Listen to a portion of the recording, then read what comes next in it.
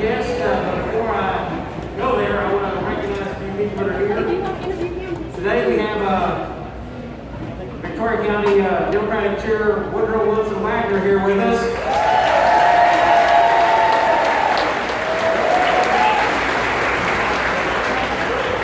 We have Emmett Alvarez, former city councilman.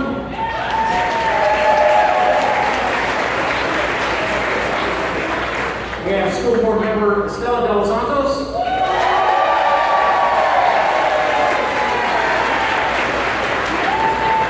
School board member Kathy Bell.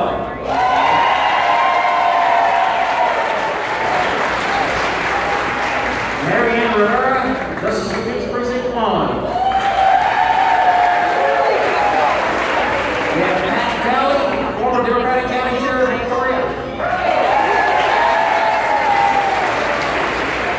And finally, we have County Commissioner Precinct 1, Danny Garcia. Come on up, Danny. Thank you, Ron. How about another round of applause for Beto?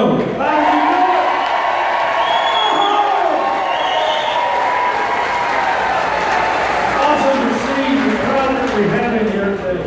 I even seen a couple of Republicans in here. How about that?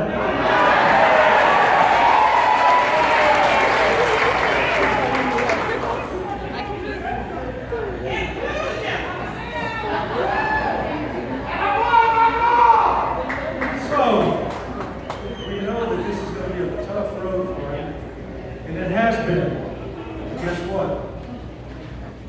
He's got to get them to 6 points. 6 points. The last time that happened was when George W. Bush beat Ann Richards. The gap was a little bit more, a little bit less. This guy's got it. This guy's got it.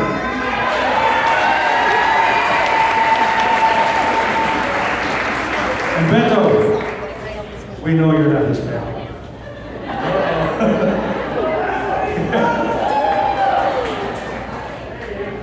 So, these are some facts as per the Texas Tribune, guys. Just some facts. Beto has reported raising $27.6 million. It gets better. Just from February to June. Now, why am I telling you this? Because this has never happened in Texas. He is the first one to raise this much money in that period for a state office in Texas. So that tells us that. Let's get it real, folks. He has outraised Abbott by almost $4 million.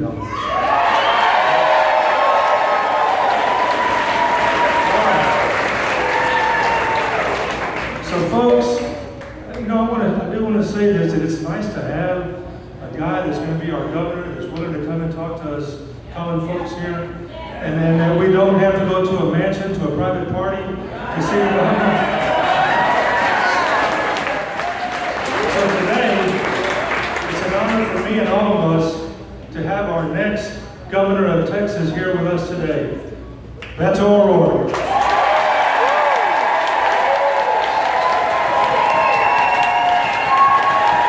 All right, Victoria.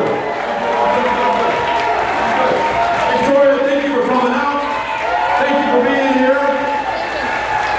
Honored to be back in this community, to be with you all right now. I want to thank Ron for kicking us off. I want to thank Commissioner Garcia for introducing me. I want to thank Woodrow for bringing us out last time we were here, for the great job he's doing right now. And I want to tell you all that we are going to win this election. We're going to win this election because we believe every woman in Texas should make her own decisions about her own body.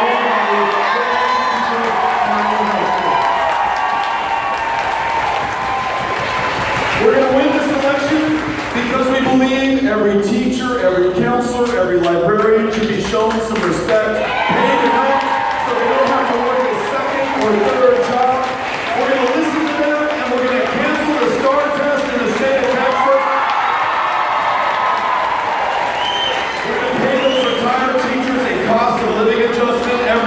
single year going forward. We're going to win because if you're gay, if you're transgender, you shouldn't have to worry about your state or the governor of this state attacking you. We are proud of you. We're going to fight for you. We're going to stand up for you through thick and through thin. We're going to win because we will never, ever wait, as this current governor has, more than 10 weeks to do something about the fact that 19 children were slaughtered in their classrooms. 2 teachers lost their lives trying to defend the lives of those kids. We're going to take common sense, smart steps like a universal background check, raising the minimum age of purchase to an AR-15 to 21 years old, red flag laws so we can intervene before it's too late, making sure that we defend the Second Amendment, but that we prioritize the lives of our kids and the people in our community. That's what we're going to do when we win this race. We're going to win this race because you and I are sick of our high property taxes, our high electricity bills, the high cost of living in the state of Texas. We're going to bring those property taxes down. We're going to fix the grid and get those utility bills down so we can afford them going forward. We're going to win because we're sick and tired of being the least insured state in America. Right now, we're 51st in America in the ability to see a mental health care provider. The largest provider of mental health care services in this state today is the county jail system. Those who have medically complex children or people living with disabilities in the state of Texas are on an 18-year wait list to get state-supported services. When we win, we're expanding Medicaid, bringing $10 billion more into the state every year. We're going to fully fund mental health care, services and support in the state of Texas, special education in our schools. We're going to make sure that everyone has a chance to get ahead in the state of Texas. And as the commissioner said, you don't have to spend money or have a special interest or political action committee or be part of a corporation. In fact, we want to go to where the most vulnerable Texans are and make them first and ensure that they too are able to get ahead. Ladies and gentlemen, tonight, as we sleep comfortably in our homes and apartments here in Victoria, I in my hotel room here in Victoria, there will be kids who will be sleeping in the offices of Child Protective Services, in the hallways, under the desks, atop the tables. 32,000 kids in that system, and it is the worst run in the United States of America. And it has nothing to do with the CPS caseworkers who are doing their level best, even though they're not paid enough to be able to do this. They're not paid enough in their retirement to be able to afford it without working a second job. There are not enough of them to take care of the kids who are in their care right now. 6 years ago, a federal judge, Judge Jack right here in Texas, told Greg Abbott, Mr. Governor, with all due respect, these kids emerged from this program more damaged than when they went in. This January, 6 years later, she says that problem has gone from bad to worse. 100 children who were in the custody and care of the state of Texas have lost their lives just since the year 2020. Others have been trafficked and sexually abused. He has privatized the care for those who do not have a lobbyist, who do not have millionaire and billionaire donors who are there to advocate for them, who do not have the lobbyists or the lawyers. All they have is us, and we are going to have their backs, stand up and vote, and make sure that we turn around Child Protective Services, help those kids be there, most of us, or the least of us, to ensure that this state is living up to its values. The things that we do today through our government, the headlines that we're making around the world, that is not who we are here in Victoria. That is not who we are back in my hometown of El Paso, Texas. Now, whether you're a Republican or a Democrat or an independent, no me importa, all of you are welcome here right now. We can agree. We can do better.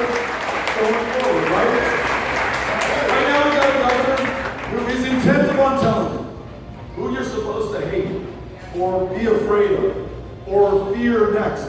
He uses this to distract us from the big things that we should be able to do. You know, I want to make sure that we're focused on public ed, like we just talked about, or turning around CPS, or would it be nice if we fixed the grid, or expanded Medicaid, or did all of the things that most of us, regardless of differences and party affiliation, can actually agree on. But when you approach the governor, and I don't know that you'll be able to do it in a town hall like this, because I understand he doesn't come to Victoria to take your questions in a town hall like this. But should you be able to do that, and you're to say, Mr. Governor, how is it that in February of last year, more than 700 of our fellow Texans lost their lives when the temperature dropped, and in the energy capital of the world, the grid failed, and the person in the highest position of power could not keep the power going on for the people he is supposed to serve? Folks who died of hypothermia, of carbon monoxide inhalation, who burned up in their homes and apartments trying to keep themselves and their kids warm. And now, not only is the grid not fixed, but we're each paying $45 more per average on our utility bills just to be able to stay in our homes. We ask him that question, and he says, look out, Mexicans at the border. We say, Mr. Governor, why is it that we have spent 10 weeks talking about, grieving with those families in Uvalde, and you have yet to convene the legislature in a special session just to do anything at all? I mean, you get to pick it, Mr. Governor. You want to increase mental health care? You can do that. You want to strengthen and solidify the security of these schools? Well, get after it. You want to have common sense gun laws that most of us, gun owners, non-gun owners, Democrats and Republicans, can agree on? The door is wide open. But when we ask him that question, he says, watch out, transgender kids are coming to our schools. No matter what the issue that we raise that is legitimate and in our common interests here in this state, he will distract us with who we are supposed to hate and who we are supposed to be afraid of. In Greg Abbott's Texas today, it is you or me. In our Texas after we win, it is you and it is me. It is every single one of us. That's why we're winning. That's what we're going to do together.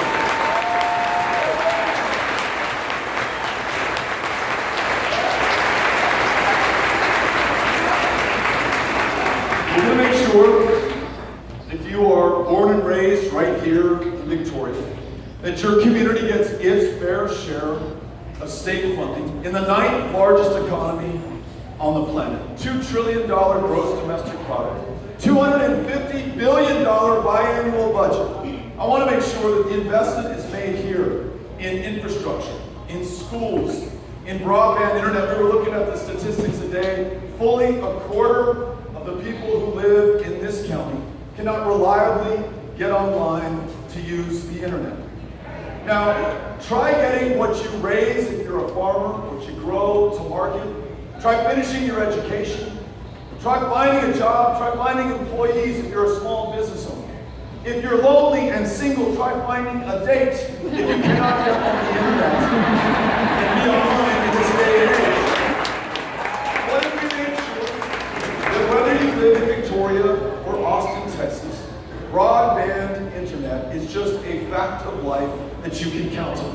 What if we made sure that the investment in your roads, your bridges, your water system, your wastewater system was just something that you could count on? What if you knew that I knew the teacher on average in this county is underpaid by $13,500 a year against the national average? Not the highest paid teacher in America, but just to get to eat. And what if we do that together?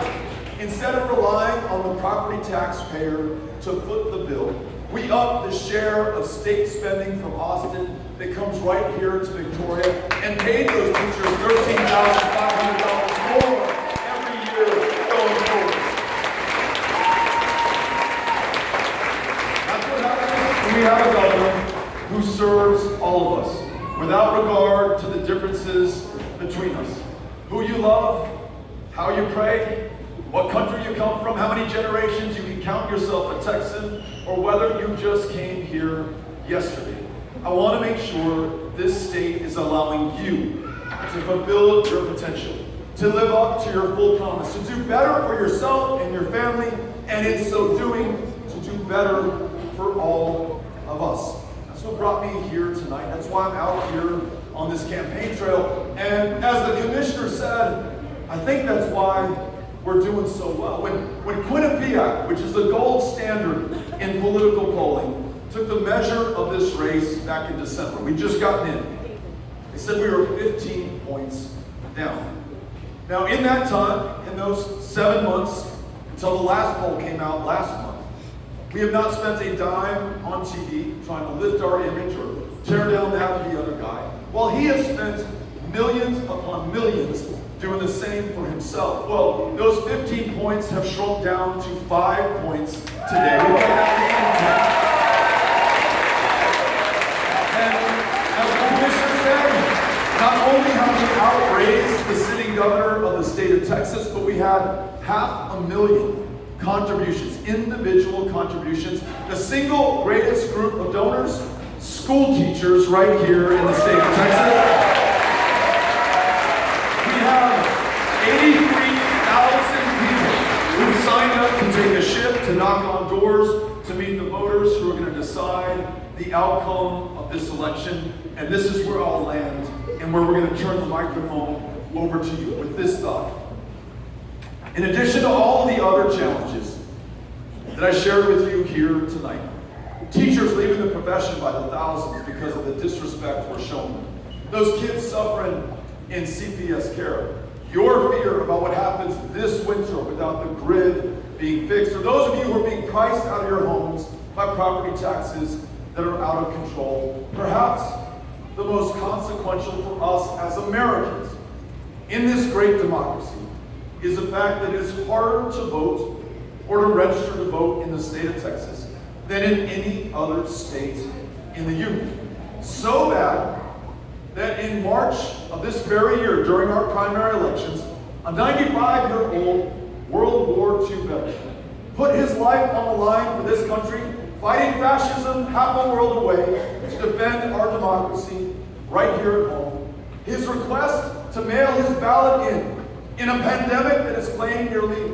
100,000 lives in this state was rejected not once, but 3 times. Because, you see, last year, the state legislature passed a bill signed into law by Greg Abbott that forces you to use the same form of ID with which you originally used to register to vote and match that against the mail-in ballot request that you're requesting today, even if you first registered to vote more than 70 years ago. 13% of the mail-in ballots cast in the state of Texas were rejected in the state of Texas in the March election. If we watched the news tonight and the anchor said there were elections in Venezuela or in Cuba today, and 13% of the ballots were rejected, we'd say, you know what, that checks out. Those places are not real democracies.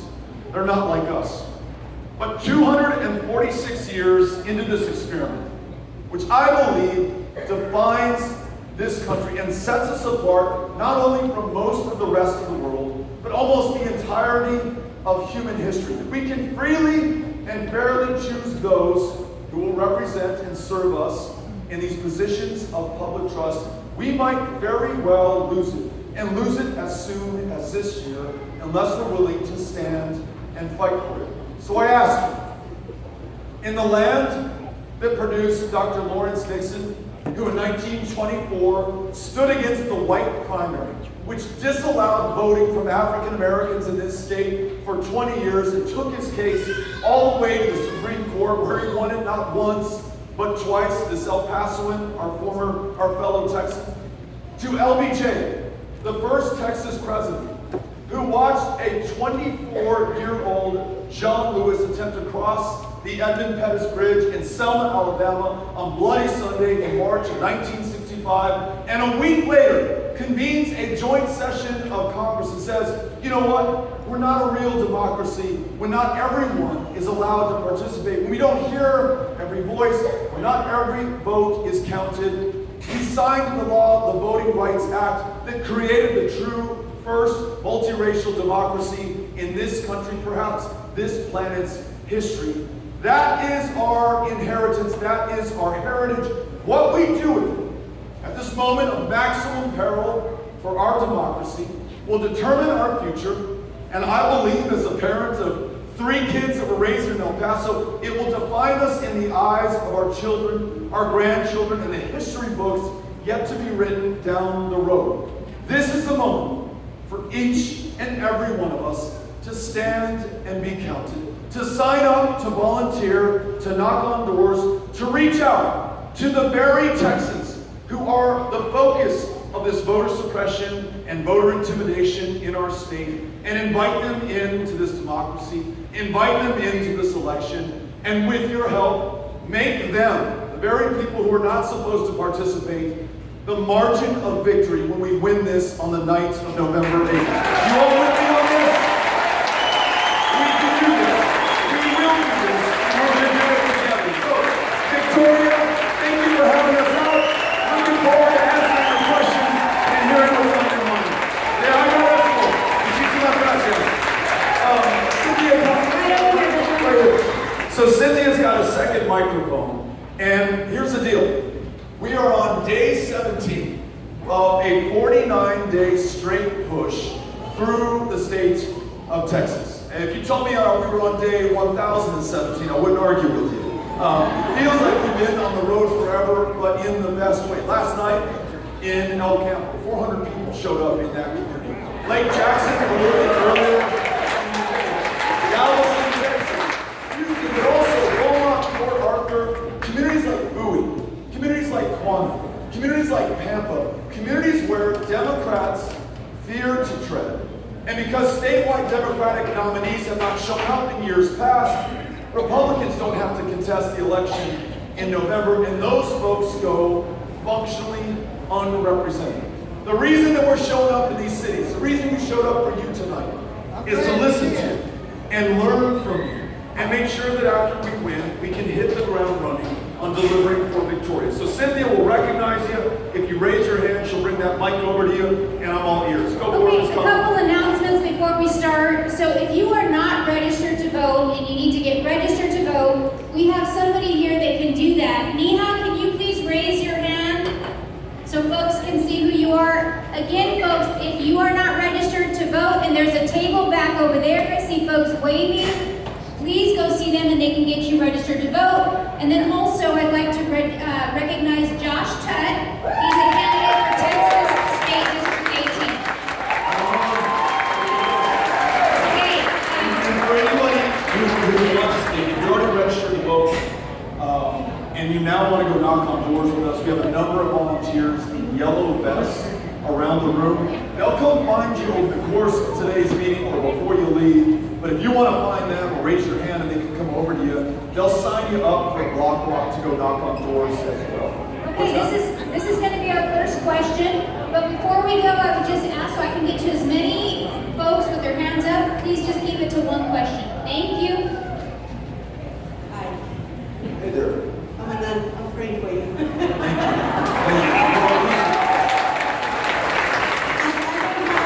don't have a question. I just want to take this time to thank you because you're a candidate of the people and you care.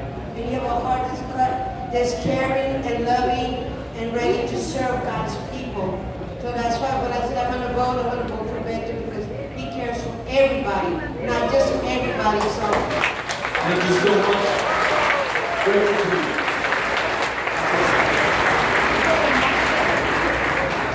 Okay, I see my next question right here. Would also like to recognize Mr. John Griffin, a previous county chair, in the back right over here. Hey, John. Thank you for being here.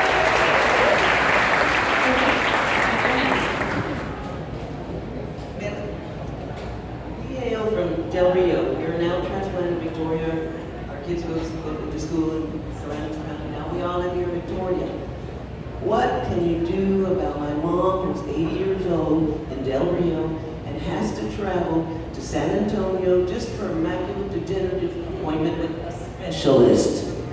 There are no specialists. You know, we were border town. We are too. And we've gotten a lot of slack, but we have no medical. Where we go, mom calls, I need to go to the doctor. My sister from Uvalde have to go to Del Rio, pick her up, bring her in. One time they scheduled her in Curvin. My mother can't drive, she don't fix income.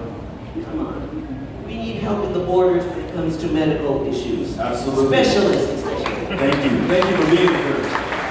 Thanks for this great question. You know, I mentioned earlier that the young lady asked about medical care in a place like Del Rio. Hard to get to Del Rio from where we are, right? A little bit harder than other parts of the state. You know, no direct flights to Del Rio if you're trying to get there by plane. Like my hometown of El Paso, or some of these smaller communities that I've been visiting, the Panhandle, North Texas, and East Texas, these are the places that are written off, taken for granted, left behind. Since Abbott has been governor, 16 rural hospitals have closed down in the state of Texas. That means, like the family member in Del Rio, they're now driving hundreds of miles to be able to get care. When that is compounded by the fact that if you're underpaid by $13,500 a year as a school teacher here in Bowie, Texas, you're underpaid by $16,500 a year, and you're waiting for that hospital that is closed down to reopen. Very hard to keep young people, to keep families, to keep anybody living in those towns, and the remaining people are paying more and more in property taxes because there are fewer homeowners there to shoulder the burden. So, how do we meet this challenge? I mentioned Medicaid expansion earlier. It brings in that $10 billion a year. That not only helps to stand up on more of these closed hospitals and clinics, it helps to hire providers in communities like Del Rio, Texas, that are right now underserved. It also lowers your property tax bill because you're no longer on the hook for uncompensated care at your county hospital because we haven't expanded Medicaid. Once we expand it, those folks are covered and you no longer have to pay their bill and they got too sick and took themselves to the hospital. And here's the last one. We were in Fort Stockton in Pecos County, very underserved community. And a woman at a town hall just like this stood up and said, "Hey, Beto, I hear you talk about expanding Medicaid. That sounds wonderful. But find me the doctor in this community who will take Medicaid. We don't have enough providers to begin with." This guy stands up and he says, "Actually, I'm a doctor. I'm from Del Rio originally. I take Medicaid, I take Medicare. I'll take you in even if you have no insurance or no money to pay at all." That guy really got me, so I went up to him afterwards and I said, "Tell me your story." Born and raised in Fort Stockton, graduated from the high school there, went to college, but could not afford medical school. So what the state of Texas did back then, in a program that no longer exists under Greg Abbott, but back then, they said, "You know what, Aurelio," that was his name, "we'll pay for your medical school education on the condition that you move back to Fort Stockton and live and practice medicine there for at least 6 years." The kicker, I was talking to him in his 8th year back. He met someone from Fort Stockton, married, had kids, planted their roots. They weren't going anywhere. For the bargain price of a medical school education, that community got a full-time doctor growing one of their own. What if we revived that program in Texas? And whether it's Victoria or Del Rio or Eagle Pass or every day, we make sure we send our own kids to the medical schools and get them back. Thanks for the question. Hi, Beto. My Hi. name is Caroline, and as a young woman in Texas, it's scary to be here.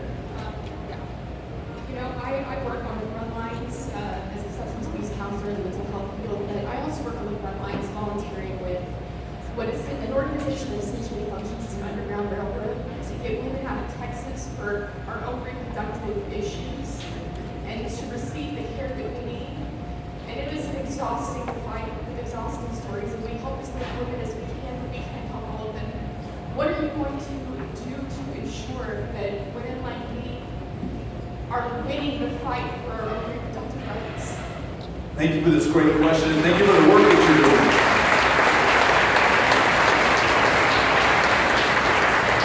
I want to make sure as I answer this that I bring all of us onto the same page. I mentioned earlier, total ban on abortion signed by Greg Abbott. No exception for rape, no exception for incest. And in case you missed it, when he was signing this bill into law, a reporter said, "You know, Mr. Governor, you realize there's no exception for rape in this bill. And the governor responded, we're going to eliminate rape in the state of Texas. Under Greg Abbott, more rapes have been committed in the state of Texas than any other state. Under Greg Abbott, there are thousands of untested rape kits at DPS headquarters in Austin, Texas right now. Under Greg Abbott, our ability to bring perpetrators to justice has declined by half. So more of these violent crimes being committed, fewer people being brought to justice, fewer women getting the help and the care they need. And then there's this. Not only have we made it impossible for women to get access to the constitutionally protected right to an abortion, but when you close down that reproductive health care clinic in that community, we're talking about Del Rio and some of these underserved communities, you are also closing down the one place that many women can go to get a cervical cancer screening, to get any family planning help at all, or to see a doctor in the least insured state in America. We now lead most of the developed world in the rate of maternal mortality. And for black women in the state of Texas, it's 3 times as deadly. These are the mortal consequences of this agenda that is so cruel and so extreme and so out of step with the rest of us. 89% of Texans who were just polled after the Dobbs decision that overturned Roe versus Wade said that they disagree with Greg Abbott's total ban on abortion because they believe they should be able to make their own choices, or they're concerned about the maternal mortality rate, or they're worried about the women in their lives or themselves for that matter. So the question is, what are we going to do about this? Now imagine on the night of November 8th that for the first time in 32 years, since Ann Richards, who was one of the greatest governors in the history of the state of Texas,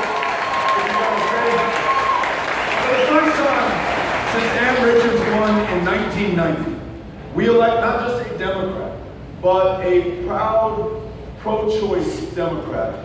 That mandate, that shockwave that moves throughout the state, as it adds to the waves that we're picking up right now from Kansas, where a state thought to be far redder than Texas defeated an anti-abortion amendment by 60 to 40.